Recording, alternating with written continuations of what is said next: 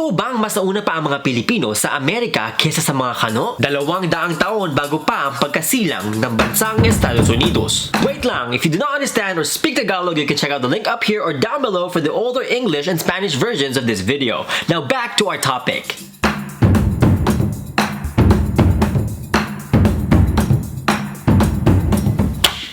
Mabuhay o sa Kapampangan luwid kayo. Bilang mga Pilipino dito sa Amerika, kabilang tayo sa tinatawag na people of color. At kagaya ng iba pang mga dayuhan o mga hindi puting Amerikano, karamihan sa atin ay madalas makaranas ng diskriminasyon o ang tinatawag na racism. Lalo na sa panahon ngayon, sa panahon ng pandemyang ito, kasabay ng pagkalat ng sakit ay ang pagkalat din ng karahasan laban sa ating mga kapwa Asyano, kabilang na tayo mga Pilipino. Pagkat gaano pa man tayo katagal dito sa Amerika, ay patuloy pa rin tayo magiging banyaga sa mata ng iba, lalo na sa mata ng mga racist. At gaano man tayo mag-adjust o mag-assimilate, ay mistulang hindi pa rin ito sapat sa mata ng mga mapanghusgang racist, sa mata ng mga mapanglait at mapangapi. Kaya naman balikan natin ang katanungang sino ang mga naunang Pilipino sa Amerika. Ngayon kasi kapag sinabi nating Pilipino, ang ibig natin sabihin ay ang mga tao o mamamayan mula sa Pilipinas at nasa Pilipinas. Ito ang identity o ang pagkakakilanlan na ating ginagamit sa ating modernong panahon. Ito'y ginagamit natin para ating tukuyin ang ating sariling lahi at mamamayan. Ngunit dapat nating tandaan na ang salitang Pilipino na ngayon ay kumakatawan sa lahat ng tao sa Pilipinas mula Batanes hanggang Tawi-Tawi ay isang modernong konsepto.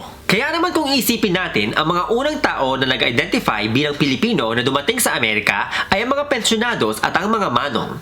Ang mga pensyonados ay isang grupo ng mga kabataang eskolar na binigyan ng pagkakataong makapag-aral sa mga universidad ng Estados Unidos, kasunod ng Philippine-American War at ang pagsakop ng Amerika sa Pilipinas. Ang unang grupo ng pensyonados na dumating sa Amerika ay dumaong noong 1903 at mabilis silang nasundan ng mga sakada at ang mga manong na dinala sa Amerika simula noong 1906. Sila'y nirecruit upang maging magsasaka at manggagawa sa mga sakahan at plantasyon ng Hawaii, California, Washington at iba pa. Ang mga manong din ang kinikilala ngayong pioneers o forefathers o ama ng Filipino-American community, pagkat sila ay mga bayaning malaki ang naiambag sa kasaysayan ng Amerika. Pero kung ang ating ibig sabihin ay kung sino ang mga unang tao mula sa kapuluan ng Pilipinas na dumating sa ngayon ay bansang Estados Unidos o Amerika, well, ito isang mas mahaba at mas malalim na kasaysayan. Nariyan ang mga Manila Men ng New Orleans na tumira sa Louisiana mula pa noong 1760s. Tinulungan pa nga ng mga Manila Men ang mga Amerikano na ipagtanggol ang kanilang independence o kalayaan laban sa mga British noong War of 1812. Ngunit hindi pa rin sila ang unang Pilipino na dumating sa Amerika. Ang unang mga tao mula sa Las Islas Filipinas na dumating sa ngayon ay bansang Estados Unidos ay ang mga Luzones Indios na dumaong sa Morro Bay, California noong October 18, 1587. Sila ay naglayag kasama ni Pedro de Unamuno sa isang Spanish expedition upang diskubrihin ang hilagang baybayin ng California.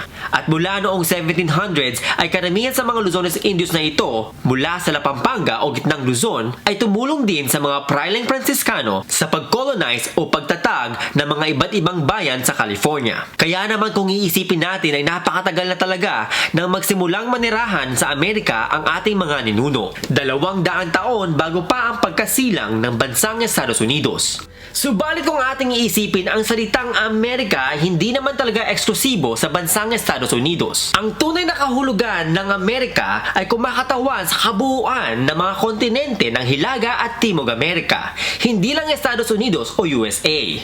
Kaya naman ang mga naunang naitalang tao mula sa ating kapuluan na dumating sa kontinente ng Amerika ay ang mga Indio ng Kabisayaan mula sa Bohol at Cebu mula taong 1565. Kasunod naman ang mga Luzones Indios ng Maynila at La Pampanga mula noong 1570s. Sila ay naglalayag sakay ng mga galyon papuntang Acapulco sa bansang Mexico.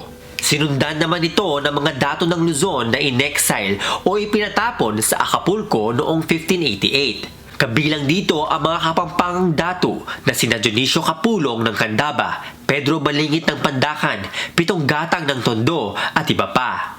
Sila'y kabilang sa mga nagtangkang mag-aklas laban sa mga Kastila noong 1587. At mula noon hanggang 1800s ay nagpatuloy ang paglalayag at pangangalakal ng mga tinatawag nating Manila Galleons mula Pilipinas hanggang Mexico. Mula din noon ay sunod-sunod na rin ang mga Luzones Indios na piniling manirahan sa Mexico, kabilang na ang mga nabanggit kong tumulong sa pag-colonize ng California mula noong 1700s. Karamihan sa kanila ay mula sa probinsya de la Pampanga o ngayon ay gitnang Luzon. At sila din ay madalas sa tawaging Indios Chinos o Chinos sa Mexico at malaki din ang kanilang naiambag sa lipunan at kasaysayan ng mga Mexicano. Pero saka na natin yan pag-usapan at ang marami pang iba sa mga susunod pang mga video.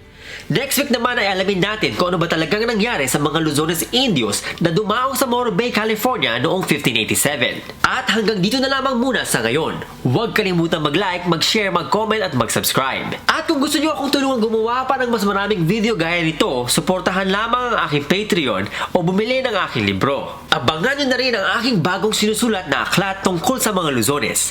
Maraming salamat po. Hanggang sa muli, kita-kits o sa Kapampangan, Mikitix.